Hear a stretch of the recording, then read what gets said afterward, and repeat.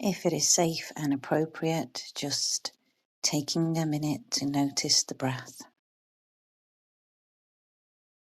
without judgment or expectation or trying to change anything. Just noticing the breath. And if it's available to you, putting one hand on the heart space and the other on the belly. And just breathing into that touch. The breath and the touch combined are the medicine.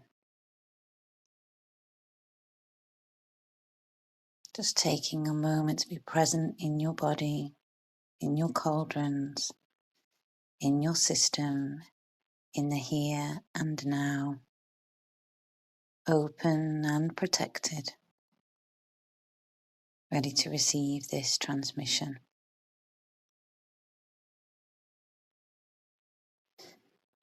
I woke today from a really vivid, intense dream about Ibiza. And Ibiza is where I spent on and off 12 years of my life, from 2009 till 2020. And yeah, it was, I remember a friend saying to me the first time I went on holiday there, from the second we got off the plane, I knew that you were going to come and live here at some point because I saw something change in your face. And that's exactly how it felt. Now, I know so many of you, if you're listening to this, will resonate with that regarding Ibiza. It's an extremely special place. But I honestly felt like I'd arrived home. And I remember going into the gates of Villa, up the drawbridge, and just having this intense recognition and remembrance. And this is true for all of us in many places. And I built my home in Ibiza. And by my home, I mean I became who I was always supposed to be in Ibiza. I'd grown up in an amazing community and a lovely family, an amazing family. But I became who Francesca was always intended to be while living on Ibiza. I met the people I was supposed to meet. I made the connections that I was supposed to make. I met the love of my life. I met my best friends. I met the person that I was to have my children with. You know, all of the lights on the grid came together for me in that place. And it's such a transient place. And also the people who made an impact on me, that it was only for a night, or it was only for, a season. And, that's how you know a place is for you. It's not the only place I felt this in. It's, in my family ancestral homes of Northern Ireland, Italy, up in the mountains, both had huge impact on me bodily, emotionally, and Malta, which was a total random because I have no connection to Malta that I know of at all. But I went there with so-called love of my life, and we had this amazing time together, and it was an amazing place. But there was something about this place that opened something in me. And I only ever went once. And I remember him saying to me at one point, looking at me going, "It's so strange. Everybody looks like you here." And obviously, I had dark hair and palish skin. So it was the look of it. But, he was like, I've always thought you were quite unusual looking, but everyone looks like you here. Now, I had no ties there at all, but he was probably seeing an energetic resonance, of me in this place. So why am I talking about all this? I'm talking about this because many of us, the nature of this earth is that we are no longer tied ancestrally to places that we know of. especially if we've been brought up in a big city, you are likely to be diaspora of some sort. You are likely to have been the child or grandchild of emigrants, people who have moved for economic reasons. And so we are detached. We don't have, many of us don't have anymore, the intrinsic relationship of a feet and a bloodline on a land. Now, the indigenous populations of places, and, I include Ireland there, Australia, America, the Himalayas, India. There are indigenous populations of these places. There are indigenous populations of the UK, people who farmed a land for 500 years, down in Cornwall and Devon, up in Scotland. We have, particularly in the farming families, which are obviously, in the zeitgeist at the moment.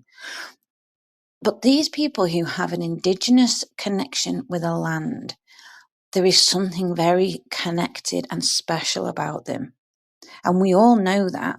They have rites and rituals and languages and rites of passage and community that most of us have never experienced if we've been brought up in a mixed cultural city, which is the common thing today. And I'm certainly of that community, So why am I talking about this? Because when we don't have, or we're not born into this connection to a land,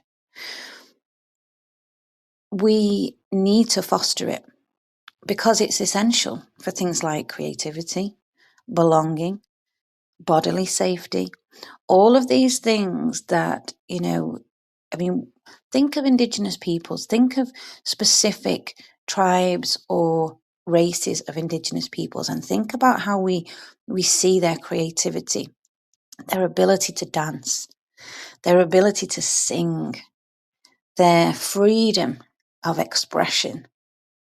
Now, that is not replicated in most of us at all. We have to fight really hard for that. We have to foster that connection. And one of the ways that we can do that, and one of the ways we can provide a home for ourselves and a really integrated home for ourselves in our own system, is to connect into the earth and connect into the lower cauldron and the anchor or earth star that connects our energetic system into the earth. The anchor is or the anchor or the earth star, both the same thing, is an energetic connection point that goes from our system into the earth, but it moves with us. So wherever we feel or find our feet has an impact, and we take this impact with us. We take this energetic imprint and connection with us throughout our lives. And that's why some places we're drawn to, none of it's an accident. You're drawn to a place, you travel to it, and you collect your energetic connection with that place. And you carry that with you then onwards for the rest of your life, for good or for bad. We've been places where we've not had a good experience. But so this is happening anyway, whether we're conscious of it, whether we're utilizing it or not, this is happening. And so, isn't it best to try and foster a relationship with this leyland, with this energetic capacity of the earth? Because in this energetic connection to the earth is magic, pure and utter magic. Because that's why the indigenous populations are exquisite.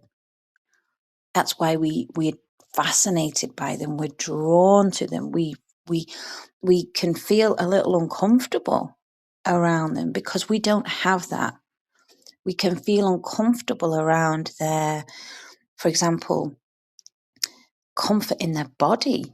If you look at some tribes where they're to a Western eye naked and not bothered, or they're able to dance and jump and do all these things, or simply for a woman, if you're looking at a woman thinking she's not wearing a bra, for most of us, we're like, oh my God, like it's this inhibition comes from this inhibition and real centered comfort in who you are, and your unique expression comes directly from the relationship with land. And so I'm just opening this as an idea. I'm opening for you to have a look. Where has made an impact on you? Where is it?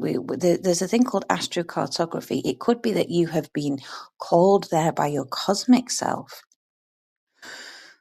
But let's feel into where we've been. Where are we from? Where do we know? What do we know about ancestry?